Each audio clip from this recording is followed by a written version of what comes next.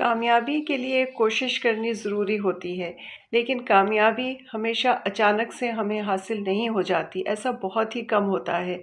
ज़्यादातर हमें इसके लिए अथक मेहनत और कोशिश करनी पड़ती है। तो इस कामयाबी को हासिल करने के लिए हमेशा छोटे स्टेप्स लीजिए, हमेशा छोटे गोल्स से शुरू कर कीजिए। रोज़ जब आपको छोटे गोल्स में हासिल होगी कामयाबी, तो आप भी रहेंगे मोटिवेटेड। तो हमेशा कोशिश कीजिए कि रोज़ आपको स्मॉल विन्स का जो कॉन्सेप्ट है, उस पर आप काम करें और वही आपको हासिल हो। जब आपको रोज़ छोटी-छोटी कामयाबियाँ होंगी, तो आप में एक सेंस ऑफ अचीवमेंट होगा और यही सेंस ऑफ अचीवमेंट आपको मोटिवेटेड, डिसिप्लिन्ड और कंसिस्टेंट रखेगा किसी बड़ी कामयाबी की तरफ। यही छोटे-छोटे स्टेप्स हमें किसी बहुत बड़े कामयाब रिज़ल्ट की तरफ ले जाते हैं।